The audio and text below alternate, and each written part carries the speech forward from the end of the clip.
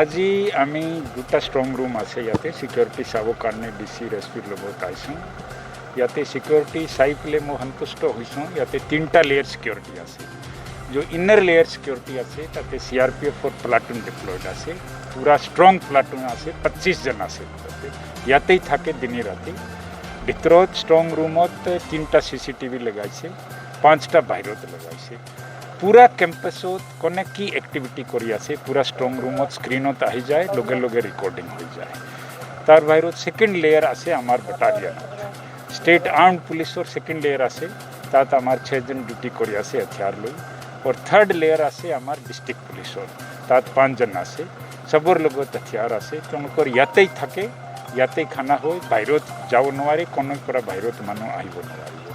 তাৰ বাহিৰত আমাৰ ফায়াৰ টেন্ডাৰ দেখিছে আপুনি, এটা ষ্ট্ৰং ফায়াৰ টেন্ডাৰ আছে, পুৰা ফুল আছে। আৰু ফায়াৰ টেন্ডাৰ লগত 5 জন ইয়াতে ডিউটি কৰি আছে। এটা ফায়াৰ টেন্ডাৰ আমি তেওঁলোকৰ ফায়াৰ টেন্ডাৰ অফিস আছে ইয়াৰ পৰা প্ৰায় 2 কিলোমিটাৰ দূৰ, তাতে ৰেডি পজিশ্যনত ৰাখিছোঁ। যদি কিবা এমাৰ্জেঞ্চি হয় তো লগে লগে আহি যাব পাৰে। কমিউনিকেশ্যন কাৰণে APR ষ্ট্ৰং টিম আছে ইয়াতে, মেজিষ্ট্ৰেট ডিটেইল কৰা আছে।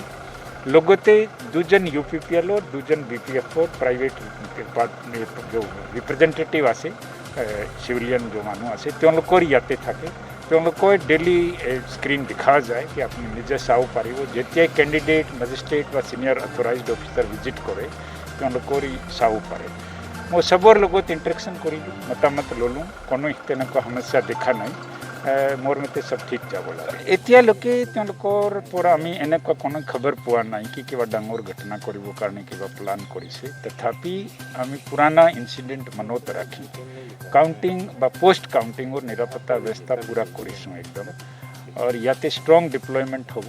কাউণ্টিং যেতিয়া চলিব ইয়াতে কাউণ্টিং হল আপুনি জানে গ্ৰাউণ্ডত বনাইছে, চাৰিওপিনে ৰাস্তা বন্ধ কৰি পেলাই মাজতে পূৰা ষ্টিৰাইল জোন হ'ব। আৰু মোৰ মতে ভিক্টৰী প্ৰচেছন এইটো কালি অনেবল চিফ মিনিষ্টাৰ সাহেব কথা পাতিছে পলিটিকেল ৰিপ্ৰেজেণ্টেটিভ লগত। ভিক্টৰী প্ৰচেছনৰ কিবা যদি নতুন ডাইৰেকশ্যন আহিলে আমি পাই যাম আৰু সেইটো মতে আৰু আমি নিৰাপত্তা ব্যৱস্থা কৰিম। তো এৰেঞ্জমেণ্ট একদম পূৰা প্ৰপাৰ নিৰাপত্তা ব্যৱস্থা হ'ব, কোনো প্ৰব্লেম নহ'ব। সেকেন্ড লেয়াৰ চলি আছে, সেইটো যথেষ্ট সতৰ্ক হৈছে প্ৰশাসন স্বাস্থ্য বিভাগৰ বা সকলো দিশতে। তেনে ক্ষেত্ৰত কাউণ্টিঙৰ দিনাখন আপোনালোকৰ কোভিডৰ ক্ষেত্ৰত যিখিনি প্ৰট'কল আছে সেইখিনি কিমানখিনি আছে?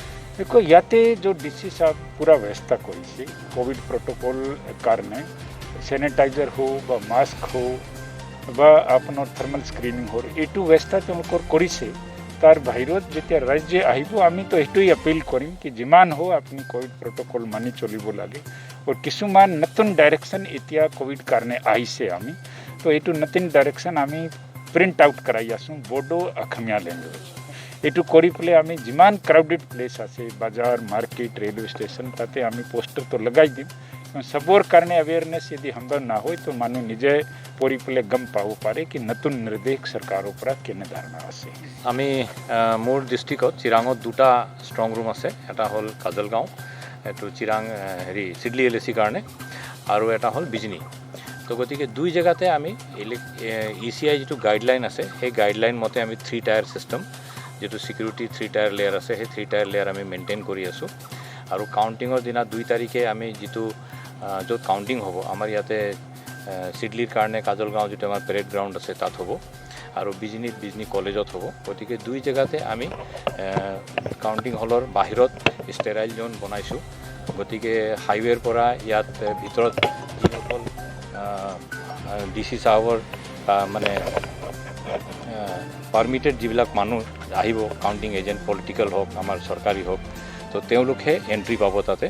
আৰু কোভিড প্ৰট'কল মেইনটেইন কৰি যিটো যেনেকৈ DC মহোদয় অলপ আগতে ক'লে যে তেওঁলোকে ডকুমেণ্ট দেখুৱাব লাগিব, গতিকে সেইবোৰ চব বস্তু চেক কৰা হ'ব।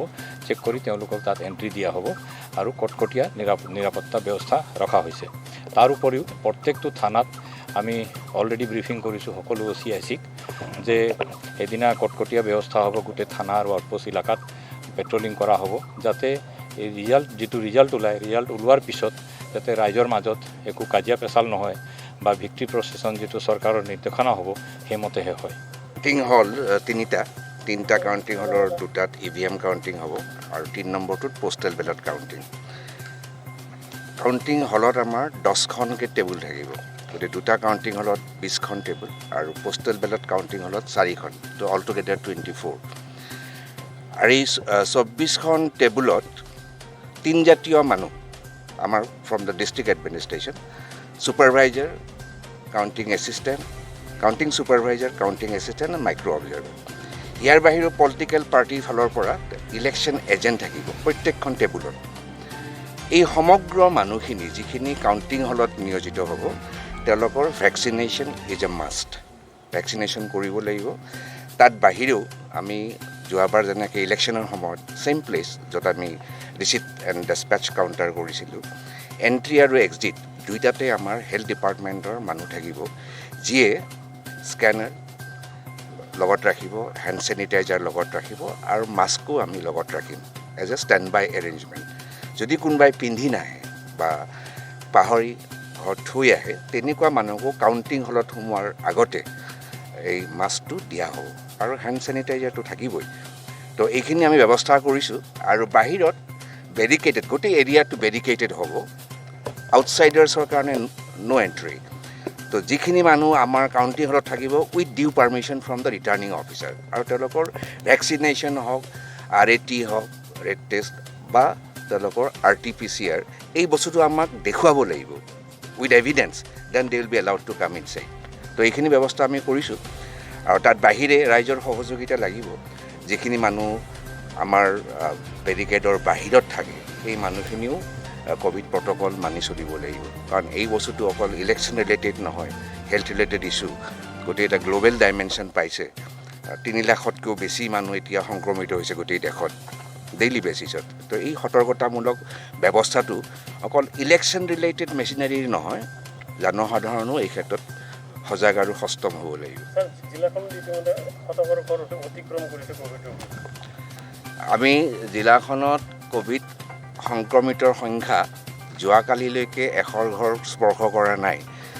হয়তো এইটো কিউমুলেটিভ ফিগাৰ প্ৰথমৰ পৰা হেৰি কৰিছে। অন ডেইলি বেচিছ আমি যিটো মনিটৰ কৰি আছোঁ, 100ৰ সংখ্যা এতিয়ালৈকে পোৱা নাই। আৰু 100 অতিক্ৰম কৰাৰ পাছতেই যিটো ষ্টেট গভৰ্ণমেণ্টৰ যিটো নিৰ্দেশনা যে যিখিনি LP স্কুলছ সেইখিনিৰ আমি বন্ধ ৰাখিব লাগিব। সেইটো মই চেক কৰিম ৰেকৰ্ডটো, কিন্তু মোৰ যিটো আছে তথ্য এতিয়ালৈকে 100 ক্ৰছ কৰা নাই। হয়, য়েছ। তাৰমানে কি হয়, প্ৰথমতে যিখিনি মানুহ ইনফেকশ্যন হয়, বেছিভাগে এতিয়া হোম আইচলেশ্যনত যায়। তো হোম আইচলেশ্যনত থকা মানুহকো আমি ক্ল'জলি মনিটৰ কৰি থাকোঁ। তাৰে হয়তো কিছু মানুহ আকৌ ভাল হৈ যায়, নেগেটিভ হৈ যায়। তো আজিৰ তাৰিখত যিটো এক্টিভ পজিটিভ কেছ বিল' 100।